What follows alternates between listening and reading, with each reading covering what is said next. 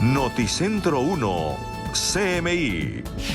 Empieza el regreso a clases con modelo de alternancia. ¿Cómo están funcionando las medidas de bioseguridad en colegios privados? Más de 4 millones de niños no están recibiendo programa de alimentación escolar, denuncia Contraloría. Controles a rutas escolares. Instalan más de 30 puestos en Bogotá. 113 barrios sin agua por obras del metro en Bogotá. Así cayó alias Marihuano, el segundo hombre del Clan del Golfo. Familias desplazadas de Buenaventura siguen llegando a Cali. Asesinan a profesor de fútbol cuando intentaba evitar un robo en Barranquilla. Con Luisa Tobo. Muy buenos días, bienvenidos a Noticentro 1 CMI. Después de casi un año, hoy regresaron las clases semipresenciales a los colegios de Bogotá. Más de 600 instituciones privadas están habilitadas para que los estudiantes regresen a las aulas con todos los protocolos de bioseguridad. Luisa Fernández está en una institución donde ya empezó el modelo de alternancia. Luisa, muy buenos días. ¿En qué colegio se encuentra?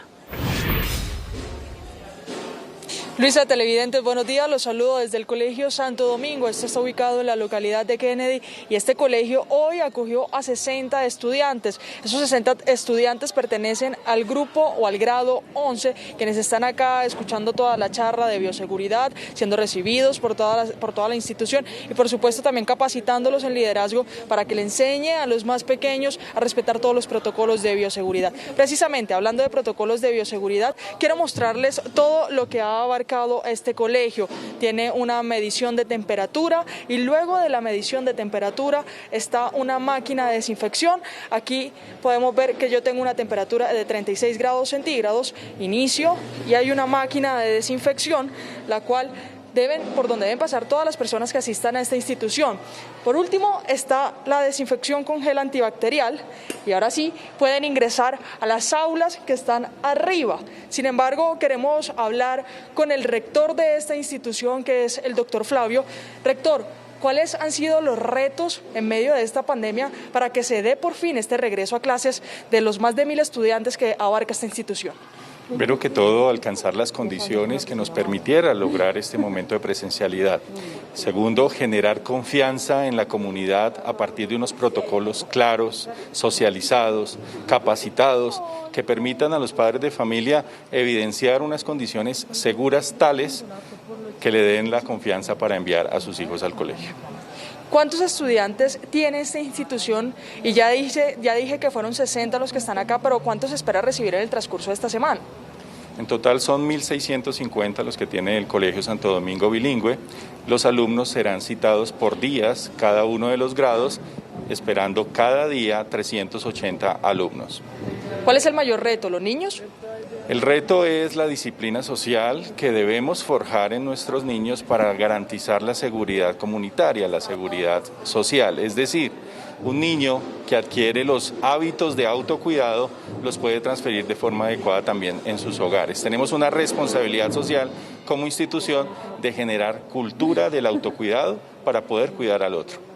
Pero muchas gracias, rector, pero la cultura también se registra en casa. Es por eso que la subsecretaria de Educación de Bogotá ha dicho que la responsabilidad del regreso o no a clases de los niños es por parte de los padres. Escuchémosla.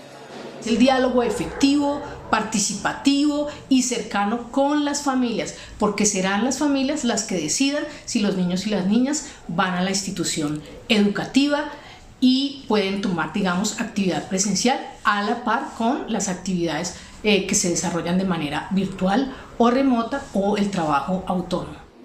Y en medio del regreso a clases hay un tema que preocupa. La Contraloría General de la República alertó que de 96 entidades territoriales que se encargan de dar cumplimiento al plan de alimentación escolar, 74 no están realizando las entregas de las raciones a los beneficiarios. Escuchemos. En virtud también del contexto de la alternancia para este año 2021, donde se ha podido detectar que de las 96 entidades territoriales certificadas, solamente 22 de ellas están prestando el servicio de entrega de raciones alimentarias o el programa de alimentación escolar. Es decir, que los 5.600.000 de niños beneficiarios de los programas de alimentación escolar, a la fecha solamente 1.200.000 están recibiendo este servicio. También asegura la Contraloría que algunas entidades ni siquiera han realizado el proceso de contratación para tener un equipo completo que realice estas entregas. En otras noticias, y son de la ciudad de Bogotá, desde hoy a las 8 de la noche, así lo señaló el acueducto, 113 barrios de la ciudad se quedarán sin agua. Esto se da para permitir el inicio de obras del metro que estará aquí en la ciudad. Esos 113 barrios están ubicados en 5 localidades del sur de Bogotá, entre esas está Bosa y Kennedy. Lo que dice el acueducto es que esta restricción de agua irá hasta el viernes 12 de febrero a las 10 de la noche. Así que mucha atención, ciudadano, porque 15 carrotanques serán enviados por las distintas localidades para que pueda subastar a las personas con agua. Con esta información me despido, Luisa, pero los detalles los tendremos sobre las 12 del mediodía. Luisa Fernández, Noticentro 1 CMI. Así es, Luisa, muchas gracias. Y con el regreso a clases, las autoridades de tránsito hacen controles a las rutas escolares que garantizan el traslado de los estudiantes a sus colegios. Steve, muy buenos días. ¿Cuántos puestos de control están instalando en Bogotá?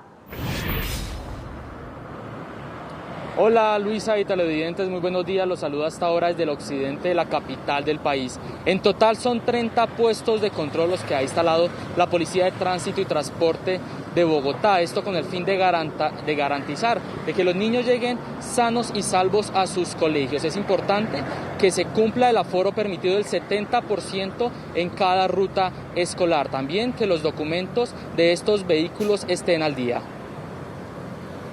Queremos verificar que al interior de estos vehículos todos los ocupantes cumplan con las condiciones que se han planteado para este inicio a clases. Primero, un aforo del 70% al interior del vehículo, un cumplimiento estricto de las normas de bioseguridad, la toma de temperatura al ingreso del mismo, el uso de tapabocas cubriendo boca y nariz, el distanciamiento con las sillas debidamente marcadas, los puestos que los estudiantes deben ocupar y, lo más importante, que todos los conductores del transporte escolar cumplan con la normatividad legal vigente.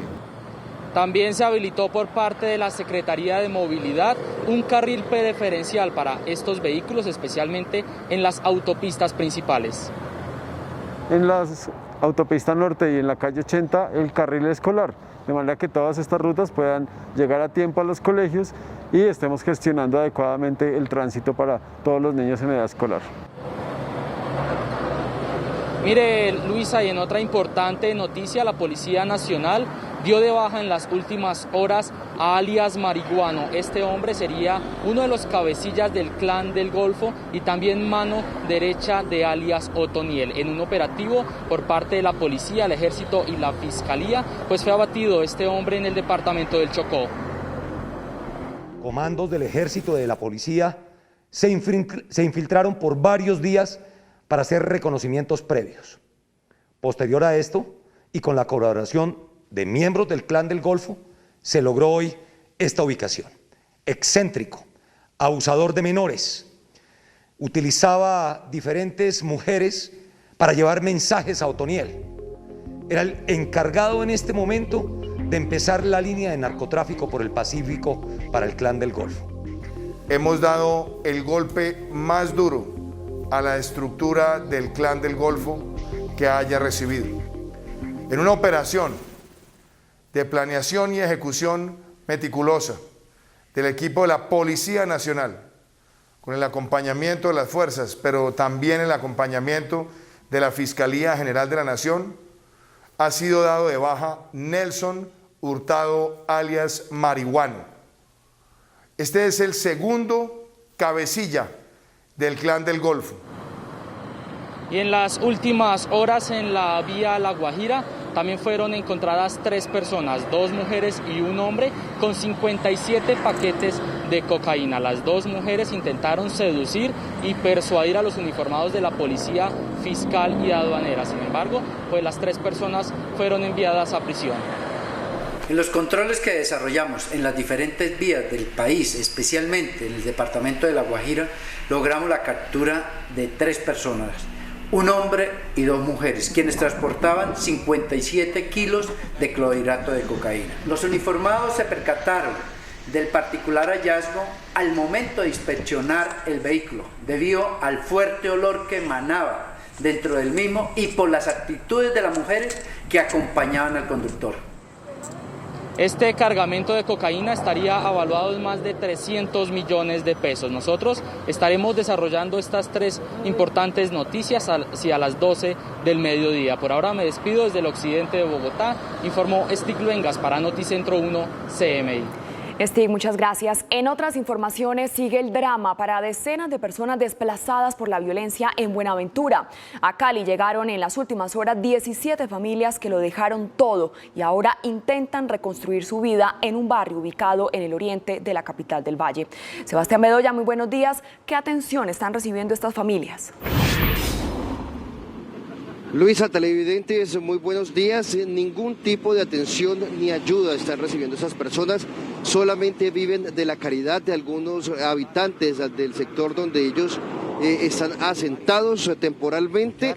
Es precisamente ese llamado que han hecho porque hay varios menores de edad, entre los 2 y los 4 años, que alguna entidad les pueda brindar algún tipo de seguridad alimentaria o también algún lugar para vivir de manera segura y de manera tranquila, especialmente, como lo decimos, de los niños. Ellos pertenecen a una comunidad indígena, pero también temen revelar a cuál de ellos pertenecen por temor a represalias en sus territorios ancestrales.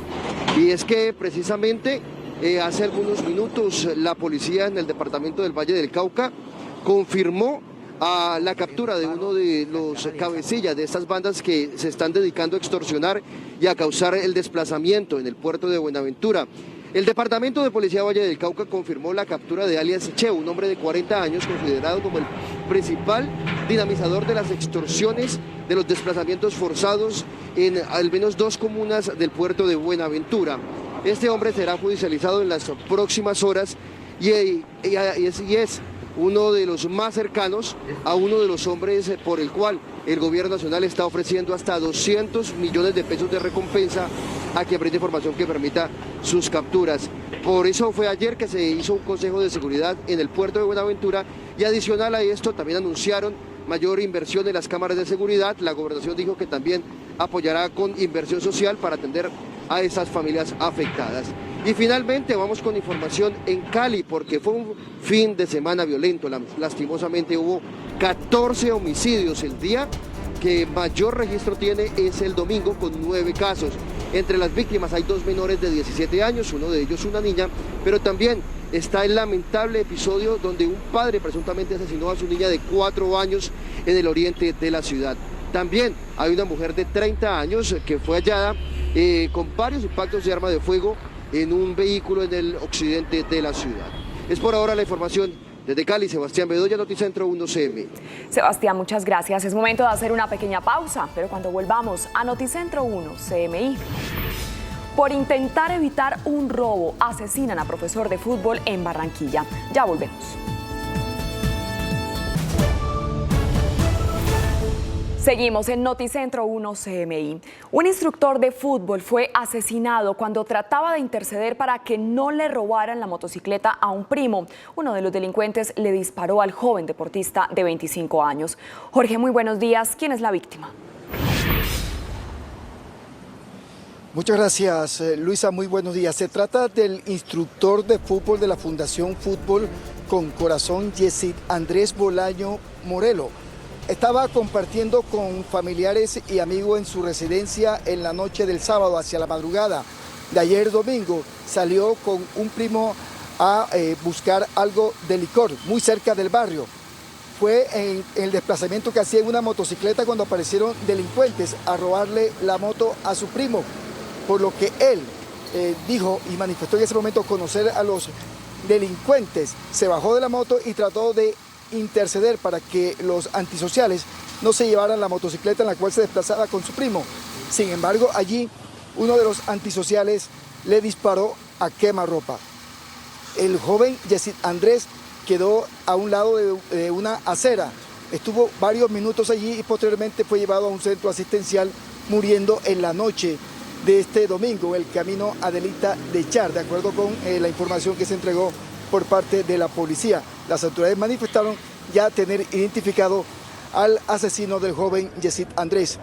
En otras noticias, la Secretaría de Salud de Barranquilla investiga los hechos en los cuales se registró un enfrentamiento en el pasado fin de semana entre un grupo de paramédicos y patrulleros de la Policía Nacional, llevando la peor parte, 2 pacientes que iban dentro de una ambulancia mientras transcurría esta discusión entre patrulleros y paramédicos.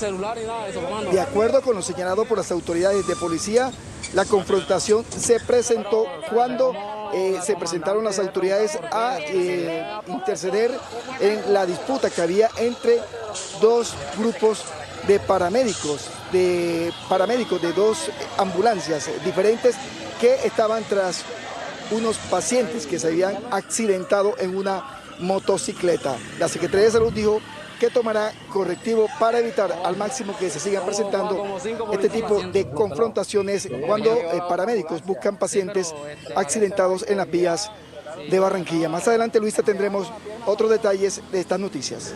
Así es, Jorge, muchas gracias. De 7 disparos, sicarios asesinaron a un mototaxista en un barrio de Cartagena. Tatiana Rodríguez tiene el reporte. Tatiana, buenos días. Luisa, televidentes, muy buenos días. No paran los ataques sicariales en Cartagena. Esta vez la víctima, Carlos David Morales Murillo, una persona que se desempeñaba como mototaxista. El hecho se presentó en el barrio San Pedro Mártir cuando se encontraba en una esquina de este sector prestando sus servicios. Llegaron motorizados y le dispararon en 7 oportunidades, acabando con la vida de esta persona sin mediar palabras. Según manifestaron las autoridades, se encuentran en la investigación de todo este caso y tras la pista de los responsables.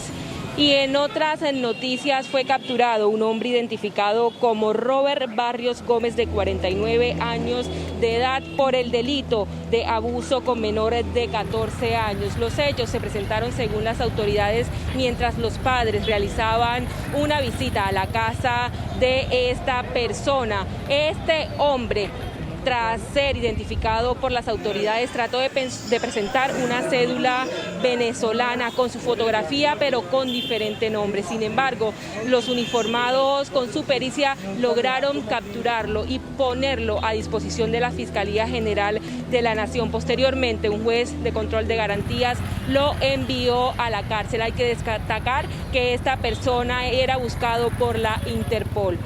Y en otro caso similar, pero esta vez en el municipio de Arjona, también 2 personas fueron capturadas por abuso contra menores de edad. Se trata de un tío de la menor y de su compañera sentimental. Según la policía del departamento de Bolívar, obligaban a la menor de 13 años a participar de sus propios actos sexuales y también de utilizar objetos sexuales. Tras varios meses, esta menor de edad decidió contarle todo a su madre y a su padre, que posteriormente pusieron la denuncia ante las autoridades. Estas 2 personas fueron capturadas y puestas a disposición de la Fiscalía General de la Nación. Posteriormente, un juez también los envió a la cárcel.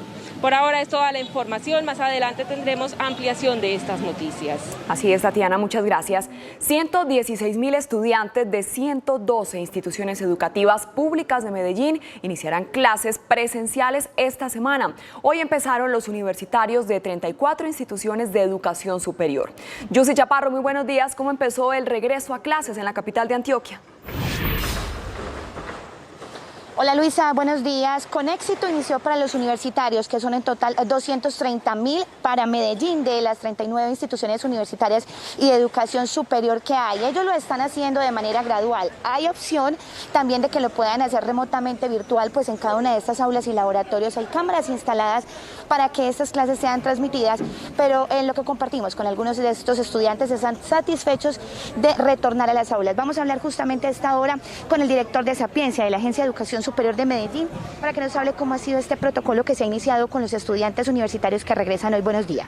Muy buenos días, saludos a los oyentes y televidentes. Primero, digamos que cada institución ha establecido un protocolo que garantiza la bioseguridad y la autorregulación por parte de nuestros estudiantes. Número 2, que vamos a hacer un inicio de manera gradual comenzando por clases remotas y pasando más o menos hacia la cuarta semana y quinta a trabajar de manera presencial para talleres, laboratorios y aulas especializadas con un aforo cercano al 30% y posteriormente ir avanzando paulatinamente hasta incrementar la presencialidad, todo dentro de la dinámica que también el COVID nos muestre que podamos avanzar.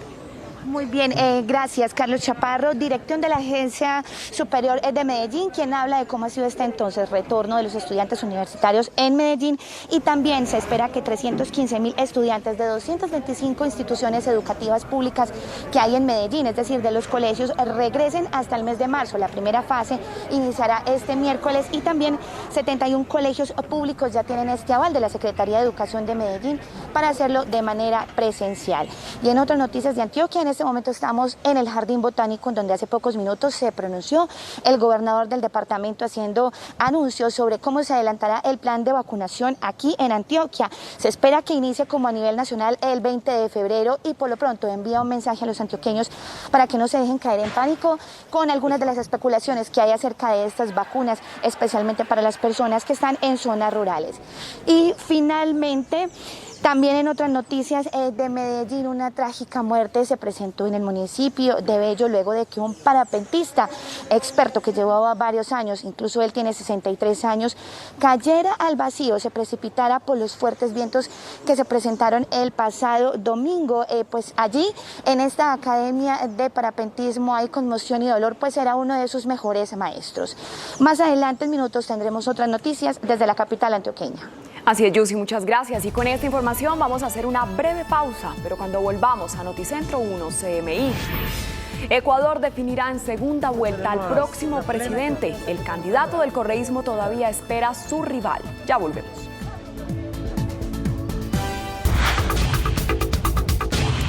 Andrés Arauz, el candidato a la presidencia del exmandatario Rafael Correa, se impuso en los comicios celebrados en Ecuador, aunque no le alcanzó para ganar en primera vuelta.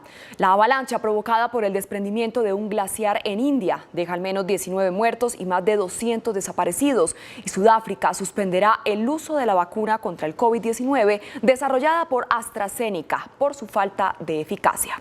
Las noticias del mundo en Noticentro 1 CMI. El izquierdista Andrés Arauz, candidato por la Unión por la Esperanza, coalición que aglutina al correísmo, se impuso en las elecciones presidenciales celebradas en Ecuador con un 32,21% de los votos, por lo que tendrá que ir a segunda vuelta el próximo 11 de abril. Dado que ninguno de los 10 aspirantes a la primera magistratura del país logró conseguir el 50% de los votos válidos requeridos o al menos un 40% con la diferencia de 10 puntos por encima del segundo para vencer en primera vuelta. Para saber quién acompañará a Arauz en el balotaje, habrá que esperar por los resultados finales, ya que en estos momentos el segundo puesto se disputa entre el indígena Yacú Pérez y el conservador Guillermo Lazo, que obtienen el 19,80% y el 19,60% de los votos respectivamente. Aumentan a 19 los muertos mientras los equipos de rescate continúan las labores para localizar a más de 200 desaparecidos que dejó la avalancha ocurrida por el desprendimiento de un glaciar en el norte de la India. El desastre tuvo lugar en la cordillera del Himalaya cuando la rotura del glaciar desencadenó una enorme riada de agua, lodo y escombro que siguió el curso de los cauces de varios ríos, golpeó 2 centrales hidroeléctricas y provocó la evacuación de emergencia de miles de personas. Sudáfrica suspenderá el uso de la vacuna contra el COVID-19 desarrollada por AstraZeneca ante los desalentadores datos que evidencian que el fármaco ofrece una protección mínima contra la infección causada por la nueva variante del virus que predomina en el país africano, considerada más contagiosa y para la cual la vacuna no supera una eficacia del 22%. Mientras estudian la situación, las autoridades sudafricanas plantean hacer uso de las vacunas desarrolladas por Johnson & Johnson y Pfizer. Estados Unidos anunció su intención de retornar al Consejo de Derechos Humanos de la ONU, que el expresidente Donald Trump abandonó en 2018 acusando al organismo de hipocresía. El gobierno de Joe Biden se reintegrará en calidad de observador, pero buscará a fin de año ser elegido como miembro pleno con derecho a voto. El presidente de Estados Unidos, Joe Biden, descartó que el país vaya a lograr la inmunidad de rebaño frente al COVID-19 en los próximos 6 meses, al considerar que la campaña de vacunación no ha alcanzado el ritmo ideal para acelerar el regreso a la normalidad. Biden culpó a la administración de Donald Trump por el escenario que encontró cuando llegó a la Casa Blanca con respecto a la pandemia del COVID-19, advirtiendo que fue peor de lo que habían pensado.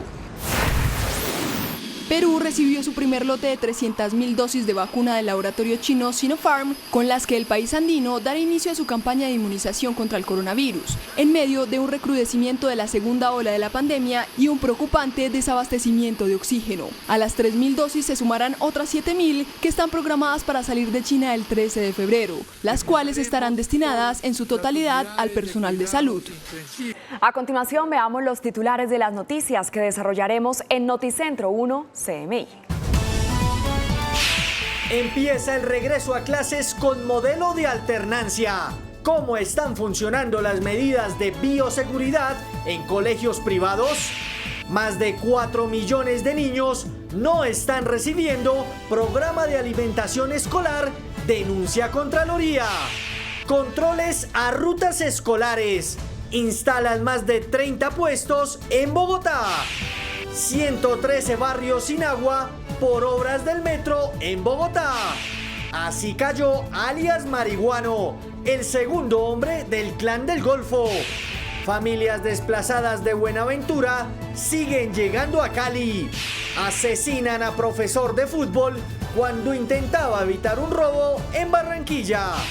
Mujer intenta seducir a policía para pasar más de 50 paquetes de cocaína en Vía de la Guajira. Con Luisa Tobo. Seguimos en Noticentro 1 CMI. Desde hoy, decenas de colegios en Bogotá empezaron las clases semipresenciales a casi un año del inicio de la pandemia. Más de 600 colegios privados están habilitados y los públicos empezarán con el modelo de alternancia a partir del próximo lunes. Luisa Fernández, buenas tardes. ¿Cómo se están cumpliendo las medidas sanitarias? Luisa, televidentes, buenas tardes. Los colegios privados que en estos momentos iniciaron con el modelo de alternancia deben cumplir con todos los protocolos de bioseguridad, asegurar el distanciamiento social entre educadores y también entre los estudiantes, que los alumnos no lleguen con síntomas a las instituciones y por supuesto que se cumplan todos los protocolos en medio de las clases, ya sea utilizando el gel antibacterial y cumpliendo con ese distanciamiento, también con el uso del tapabocas para prevenir que se expanda el COVID-19. Miremos este siguiente informe.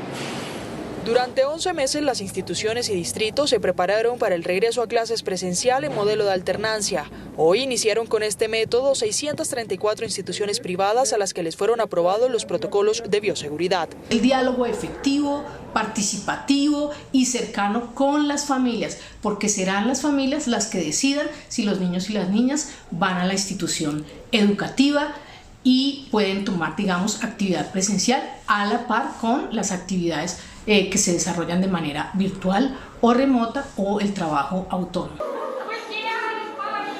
Entre risas, bailes y eventos lúdicos, los estudiantes de grado 11 del Colegio Santo Domingo volvieron a las instalaciones educativas, luego de estar varios meses en casa al frente de un computador.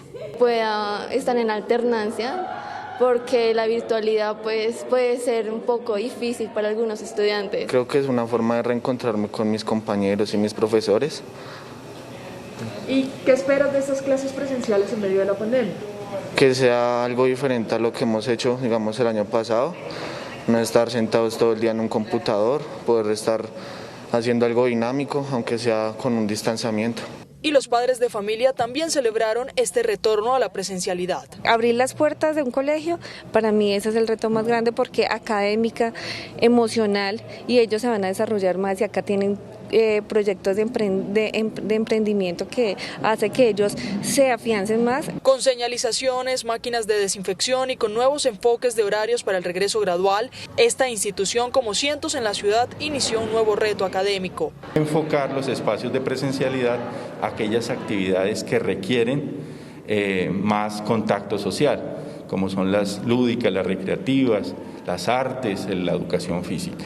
A eso, unas adecuaciones físicas, le podría sumar, que permitan una ventilación continua de todos los espacios. El 15 de febrero, el turno para el retorno a las aulas será para las instituciones públicas de la ciudad. Sin embargo, la Contraloría General de la República reveló un preocupante panorama en cuanto a las entregas de la alimentación del plan escolar. Lo que dice la Contraloría es que de 96 entidades territoriales, 74 no están cumpliendo con este plan. Un preocupante panorama de incumplimiento halló la Contraloría General de la República en la ejecución del Plan de Alimentación Escolar. La entidad alertó que más de 4 millones de estudiantes que son beneficiarios del PAE no han recibido las raciones prometidas. En virtud también del contexto de la alternancia para este año 2021, donde se ha podido detectar que de las 96 entidades territoriales certificadas, solamente 22 de ellas están prestando el servicio de entrega de raciones alimentarias o el programa de alimentación escolar. Es decir, que los 5.600.000 de niños beneficiarios de los programas de alimentación escolar, a la fecha solamente 1.200.000 están recibiendo este servicio. Como si fuera poco, en algunas entidades territoriales se evidenció que ni siquiera cuentan con un equipo para realizar las entregas. Se hace el llamado para que las administraciones territoriales, es decir, las entidades territoriales certificadas, agilicen sus procesos de contratación con plena observancia del principio de planeación, de economía y de selección objetiva con el propósito de garantizar la alimentación para los estudiantes. Algunas entidades que están en la mira de la Contraloría son Bogotá, Amazonas, Valle del Cauca y Bolívar. Luisa, y la saludo precisamente desde la 1 de mayo con Avenida Boyacá, en donde en estos momentos se realizan las obras para la primera línea del metro. Es por eso que 113 barrios de la ciudad se quedarán sin agua durante 4 días. Kennedy, Bosa, Ciudad Bolívar y Puente Aranda son las localidades que acogen a los 113 barrios que estarán sin agua desde esta noche en Bogotá, tras iniciar la obra del proyecto Metro. Desde el lunes 8 de febrero a las 8 de la noche y hasta el viernes a las 10 de la noche realizaremos el operativo sobre la línea Tibitoc-Casablanca para darle paso a la línea de metro. El operativo se realizará en la 1 de mayo con Avenida Boyacá. Más de 2 millones de personas serán afectadas por el corte que durará 4 días. Es grave porque acá pues trabajamos con un poco con agua, entonces sí nos veríamos algo afectados. Consigo unas canecas y ya, me bandeo con el agüita, tranquila. ¿Y si cree que no hay 4 días? Pues yo creo que no, pero igual algo tenemos que hacer, igual toca trabajar, mami, porque nos podemos quedar quietos. Ante la preocupación de los ciudadanos, la empresa se comprometió con el abastecimiento de agua. Tendremos 12 tanques estacionarios y 15 carrotanques para abastecer a la población. En algunos sectores el corte será intermitente, sin embargo la recomendación es almacenar el líquido vital. Mire, y mucha atención porque las localidades más afectadas serán Bosa y Kennedy. Según el informe de la empresa de acueducto, habrán algunos cortes intermitentes en Bosa Centro, desde la calle 54 Sur a la calle 70. Sin embargo, en la mayoría de los sectores, es decir, en unos 110 barrios, el corte será desde hoy a las 8 de la noche y será hasta el viernes a las 10 de la noche. Es decir, se deberá almacenar agua para 4 días, ya sea para su casa o para sus negocios. Con esta información me despido. Luisa Fernández, Noticentro 1 CMI. Luisa, muchas gracias. Y la Policía de Tránsito habilita 30 puestos de control para la inspección de rutas escolares, que son las encargadas del traslado de estudiantes a los colegios. Stig Luenga nos tiene el reporte. Stig, buenas tardes. Hola Luisa y televidentes, muy buenas tardes. Los saludo hasta ahora desde el norte de Bogotá. Y la Policía de Tránsito y Transporte instaló estos 30 puestos de control para inspeccionar esas rutas escolares. Se debe cumplir con el 70% del aforo en estos vehículos. También todos los niños deben llevar el tapabocas bien puesto. Y por último, muy importante, los documentos al día de estas rutas escolares. Ante el inicio de clases con alternancia en diferentes centros educativos de Bogotá, la Policía de Tránsito y Transporte activó más de 30 puestos de control para garantizar la seguridad de los niños que viajan en rutas escolares. Los conductores de estos vehículos tendrían que cumplir con todos los protocolos de bioseguridad y también con toda la reglamentación por parte del Ministerio de Transporte. Queremos verificar que al interior de estos vehículos todos los ocupantes cumplan con las condiciones que se han planteado para este inicio de clases. Primero, un aforo del 70% al interior del vehículo, un cumplimiento estricto de las normas de bioseguridad, la toma de temperatura al ingreso del mismo, el uso de tapabocas cubriendo boca y nariz. Es importante el uso de tapabocas para la prevención del virus. Este lunes también fue habilitado un carril preferencial para estas rutas. En las autopista norte y en la calle 80 el carril escolar, de manera que todas estas rutas puedan llegar a tiempo a los colegios y estemos gestionando adecuadamente el tránsito para todos los niños en edad escolar. Lo más importante, que todos los conductores del transporte escolar cumplan con la normatividad legal vigente. Los vehículos que no cumplan con los protocolos establecidos serían inmovilizados. Y en las últimas horas fue abatido un hombre conocido con el alias de Marihuano. Este hombre sería el segundo cabecilla del Clan del Golfo. Fue abatido en un operativo por parte de la policía, el ejército y la fiscalía. Abatido en un operativo sin precedentes cayó el segundo narcotraficante más buscado del país. Nelson Darío Hurtado Simanca, conocido como Marihuano, era el segundo cabecilla y mayor narcotraficante del Clan del Golfo. También principal hombre de confianza del máximo cabecilla, Otoniel. Comandos del ejército y de la policía se infiltraron por varios días para hacer reconocimientos previos. Posterior a esto, y con la colaboración de miembros del Clan del Golfo, se logró hoy esta ubicación. La operación se ejecutó en la vereda Buenavista, ubicada en el norte del municipio de Río Sucio, Chocó, donde además fueron abatidos un hombre y una mujer que pertenecerían a su círculo de confianza. También fue capturado otro presunto integrante de la estructura criminal. Excéntrico, abusador de menores, utilizaba diferentes mujeres para llevar mensajes a Otoniel. Era el encargado en este momento de empezar la línea de narcotráfico por el Pacífico para el Clan del Golfo. Hemos dado el golpe más duro a la estructura del Clan del Golfo que haya recibido. Marihuano coordinaba el envío de unas 6 toneladas de clorhidrato de cocaína mensuales hacia Centroamérica y Europa, esto a través de rutas clandestinas. Las mujeres serían su punto débil y según las investigaciones pagaba hasta 30 millones de pesos a cada mujer que estuviera con él. Y fueron capturadas 3 personas en La Guajira por parte de la policía fiscal y aduanera, quienes llevaban en un vehículo 57 kilos de cocaína. Intentaron persuadir y seducir a los uniformados de la policía fiscal y aduanera y terminaron capturadas. Es la historia de 2 mujeres y un hombre quienes transportaban en un vehículo 57 paquetes que contenían cocaína. Los uniformados se percataron del particular hallazgo al momento de inspeccionar el vehículo, debido al fuerte olor que emanaba dentro del mismo y por las actitudes de las mujeres que acompañaban al conductor.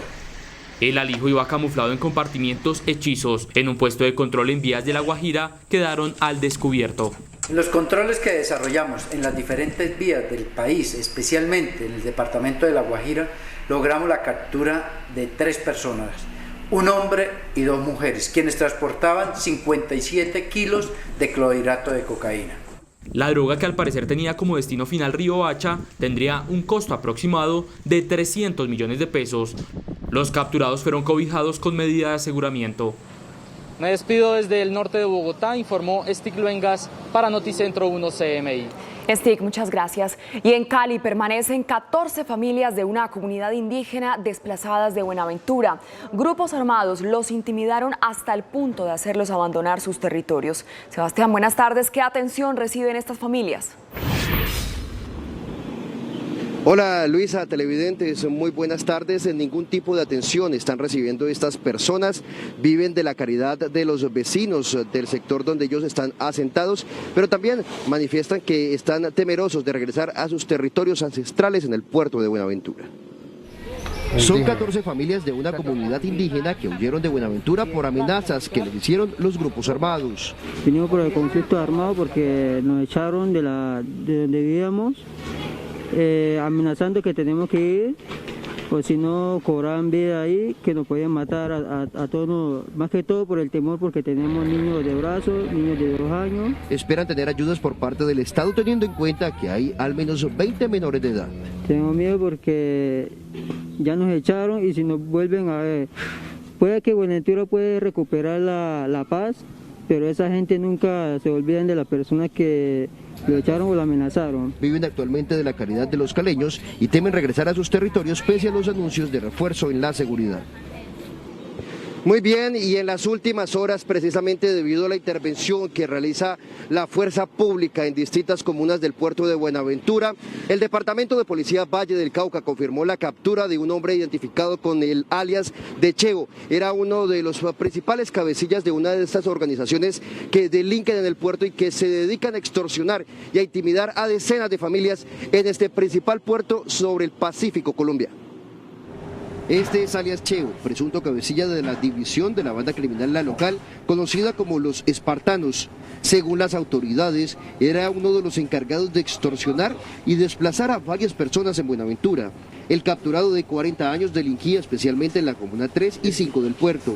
También la policía confirmó que Cheo era la mano derecha de alias Mapaya, otro de los delincuentes más buscados por las autoridades, junto a los sujetos conocidos como Pepo y Fidel. Hemos subido las recompensas, en lo cual la gobernación hizo parte y manifestó poner recursos para que subiéramos las recompensas a 200 millones de pesos por cada uno de estos cabecillas. Sabe la ciudadanía que en todos los casos que nos han dado información hemos sido muy ejemplares en el pago de esas recompensas y lo que necesitamos es desmantelar estas bandas delincuenciales. Desde diciembre la policía ha capturado a más de 90 personas vinculadas a distintos delitos y en los próximos días, tras un consejo de seguridad, fue anunciado un refuerzo con 1.200 uniformados de la fuerza pública.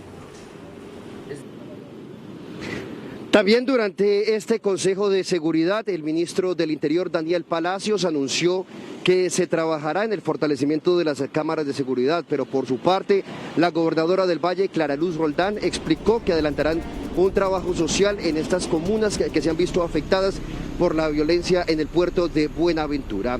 A las 12 del mediodía, 14 minutos, enviamos de información porque escuchen esto. Un total de 14 muertes violentas se presentaron durante el fin de semana aquí en Cali.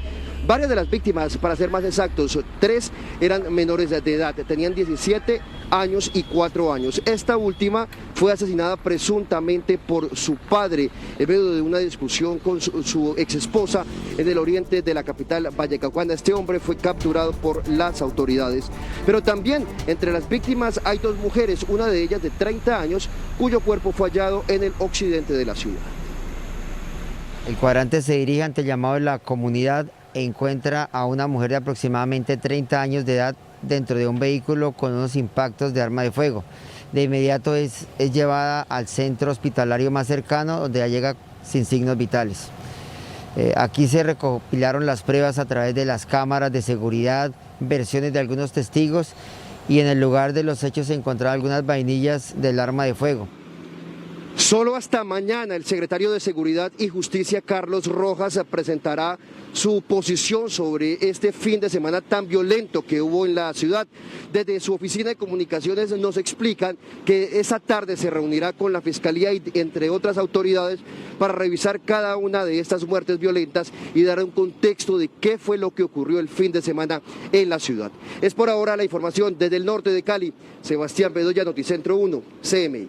Sebastián, muchas gracias. Con esta información hacemos una pequeña pausa, pero cuando volvamos a Noticentro 1, CMI. Por intentar evitar un robo, asesinan a profesor de fútbol en Barranquilla. Ya volvemos. Seguimos en Noticentro 1 CMI. 116.000 estudiantes de 112 instituciones educativas públicas de Medellín iniciarán clases presenciales esta semana. Hoy empezaron los universitarios en 34 instituciones de educación superior. Yossi, ¿cómo comenzó este regreso a clases? Buenas tardes.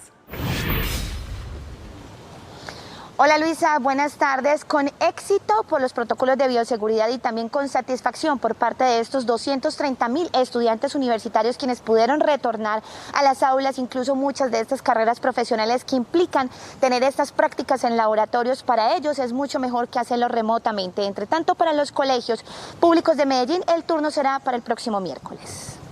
Luego de varios meses en aislamiento, hoy pudieron retornar a las aulas presencialmente estudiantes de 34 instituciones universitarias de Medellín bajo el modelo de alternancia. Van a ser más de 230.000 estudiantes que van a iniciar, un poco más de 23.000 profesores, más todos los empleados administrativos. Entonces, Esto nos va a implicar manejar procesos de manera gradual. Aunque la presencialidad es voluntaria, muchos estaban complacidos de volver a sus actividades universitarias. La verdad, muy chévere la experiencia otra vez, volver nuevamente a la universidad y que la U ha tomado pues todos los protocolos de bioseguridad y que le ha permitido a los estudiantes volver a este espacio tan nuestro y tan agradable. Muy gratificante, la verdad, y mucha emoción, pero también con mucha precaución porque la situación actual tenemos que seguir adelante, pero hay que sabernos adaptar. El turno para los colegios públicos será este miércoles, cuando podrán asistir en alternancia 116.000 estudiantes de 102 instituciones. Cada institución lo ha fijado, entonces tenemos, por ejemplo, instituciones que van solamente, pues que han dicho normalmente van 4 horas, entonces empiezan a las 8 de la mañana hasta las 12 del día, los de la tarde empiezan a las 2 de la tarde, o sea, es un horario totalmente diferente al normal que se tenía. En Medellín hay en total 315.000 estudiantes de 225 colegios que regresarán en marzo. 71 colegios públicos tienen el aval para estudiar en alternancia. Y a las 2:21 del mediodía hay que decir que hace pocos minutos el gobernador de Antioquia, Aníbal Gaviria, anunció que ya se tiene listo el plan de articulación para la llegada de las vacunas contra el COVID al departamento. El gobernador de Antioquia anunció el plan de articulación que se tendrá en el departamento para la vacunación contra el COVID-19. Como lo he reiterado en muchas ocasiones, este plan nacional de vacunación tiene un rector, que es el gobierno nacional. Nosotros en Antioquia lo que estamos comprometidos es a de ese plan nacional de vacunación avanzar en un plan departamental con el acompañamiento de todos los actores, instituciones públicas, instituciones de la salud y la comunidad, los medios de comunicación en general, todos los antioqueños unidos en un gran propósito, que ese plan departamental de vacunación en Antioquia sea el más efectivo, en donde no se pierda una sola dosis. Aunque aún no se ha fijado la cantidad de vacunas que llegarán al departamento, el gobernador ratificó que la fecha oficial será el 20 de febrero, iniciando con el personal de la salud y la población adulta mayor. El gobernador de Antioquia también mencionó que se le dará prioridad a los municipios que tengan alta ocupación de UCI para distribuir estas vacunas. Esto desde Medellín, Yusi Chaparro, Noticentro 1 CMI. Feliz tarde. Yusi, muchas gracias. Y un instructor de fútbol fue asesinado cuando trataba de interceder para que no le robaran la motocicleta a un primo. Uno de los delincuentes le disparó al joven deportista de 25 años. Jorge, buenas tardes. ¿Quién es la víctima? Muchas gracias, Luisa. Muy buenas tardes. Se trata de Yesid Andrés Bolaño Morelo, el joven instructor de la Fundación Fútbol con Corazón. Yesid Andrés Bolaño Morelo, un instructor del programa Fútbol con Corazón, murió cuando intercedía para que a un primo no le robaran la motocicleta dos delincuentes que él conocía en el barrio El Pueblo, en el suroccidente de Barranquilla. El joven había salido en la moto con su primo después de compartir en familia. La mediación fue prolongada y cuando parecía que no pasaría a mayores la situación, uno de los jóvenes delincuentes le disparó a Yesid Andrés. Luego, el homicida se retiró tranquilamente del lugar. Desafortunadamente, estos jóvenes que no se quieren ni ellos mismos, atacaron a mi hijo para quitarle la moto. Pero mi hijo le dijo que sí, mi hijo no puso resistencia, nada. Y me lo atacaron miserablemente. Yesid había estado con unos amigos tomando y después salió de su casa. ¿Qué le digo yo a los jóvenes? Después que estén tomando en su casa, quédense ahí con su familia. No salgan a ninguna parte porque nosotros no sabemos qué nos depara tarde en la noche. Tras recibir el disparo, el deportista se sentó en una acera de la vía gravemente herido y por espacio de varios minutos estuvo allí hasta que después fue llevado al puesto de atención de salud del barrio El Pueblo. El instructor de fútbol falleció en la noche del domingo. En otras noticias, se investiga una confrontación que se presentó el fin de semana entre un grupo de paramédicos y patrulleros de la Policía Nacional cuando habían dos pacientes dentro de una ambulancia. Los policías llegaron a intervenir en una discusión entre equipos de paramédicos que se disputaban a unos pacientes que habían sufrido un accidente de motocicleta. Mientras esto sucedía, los pacientes esperaban en una ambulancia. No lleva nada de celular ni nada de eso, comando. Las autoridades cuestionaban que una ambulancia se apersonara de 2 heridos al tiempo. Al momento de llegar la patrulla, llegó a mediar entre las dos partes. Una de estas no quiso atender la situación y el requerimiento policial. Por tal motivo, tuvo que ser conducido a una unidad policial para que se calmara. Tras este episodio, la Secretaría de Salud inició una investigación. El paramédico que fue llevado hasta la Unidad de Convivencia y Justicia UCJ de Barranquilla posteriormente quedó en libertad, mientras las autoridades de salud llaman la atención a los paramédicos para tener en cuenta los protocolos en el desplazamiento de pacientes, sobre todo cuando se trate de accidentes de tránsito. Noticias desde Barranquilla con Jorge Castro, Noticentro 1, CMI. Jorge, muchas gracias. De 7 disparos, sicarios asesinaron a un mototaxista en un barrio de Cartagena. Tatiana Rodríguez nos tiene el reporte. Tatiana, buenas tardes. Luisa, televidentes, muy buenas tardes. Este nuevo hecho se presentó en el barrio San Pedro Mártir, donde se encontraba la víctima, un mototaxista que fue abordado por motociclistas quienes propinaron varios disparos. Hay que decir que durante este año ya son 10 los ataques sicariales en la capital de Bolívar. Como Carlos David Morales Murillo fue identificado el mototaxista asesinado de 7 disparos en el barrio San Pedro Mártir. La víctima se encontraba en una esquina donde prestaba sus servicios hasta donde llegaron hombres motorizados y sin mediar palabras lo atacaron con arma de fuego. Hay mucha inseguridad en la ciudad por los casos que de pronto a veces en los barrios más apartados no está las autoridades, no se ve policía ni nada y a veces uno da como susto meterse en los barrios así, pero toca por la necesidad. Frente a este nuevo hecho, la ciudadanía pidió mayor intervención de las autoridades. Nos pasamos el límite con la inseguridad. Ya esto vamos a tener que ver para ver si interviene el ejército, porque la policía ya no está dando abasto para la inseguridad aquí en Cartagena. Esto está pesado cada día más, con los atracos, sicariatos. Esto está insoportable aquí en Cartagena. La policía, por su parte, informó que se encuentra en la investigación del caso y tras la pista de los responsables. Y en otras noticias fue capturado un hombre que se desempeñaba como maestro de obras por abusar sexualmente de una menor de 7 años. El hombre, identificado como Robert Barrios Gómez, de 49 años de edad y quien se desempeñaba como maestro de obras, habría cometido los actos sexuales con la menor de 7 años en una visita de sus padres con la menor a la vivienda del agresor en una finca ubicada en la isla de Barú. Con el objetivo de evadir a los uniformados, esta persona se identificó con una cédula de ciudadanía venezolana con su fotografía, pero con el nombre de otro ciudadano. Sin embargo, la pericia de audacia de los policías de la Unidad Básica de Investigación Judicial, quienes lo tenían plenamente identificado, permitieron su captura. En otro hecho parecido fueron capturados Carlos Andrés Martínez Beltrán y Maderis del Carmen Padilla Julio en el municipio de Arjona por el delito de acceso carnal abusivo con menor de 14 años. Uno de ellos es el tío de la menor, quien venía abusando de manera sistémica durante un año, él y su pareja sentimental, de esta menor de edad. Según las investigaciones, la menor de 13 años venía siendo sometida a participar de actos sexuales de manera frecuente con estas dos personas y además la obligaban a la utilización de objetos sexuales. Tras varios meses, la niña rompió el silencio y decidió contarle a la madre, quien la dejaba en la casa de su tío mientras iba a trabajar.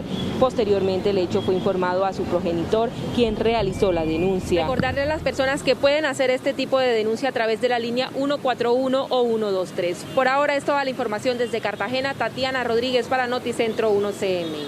Tatiana, muchas gracias. Hasta aquí la información en Noticentro 1 CMI. A continuación, no se pierda La Rosa de Guadalupe y a las 9 de la noche espere una nueva emisión de noticias. ¡Feliz tarde!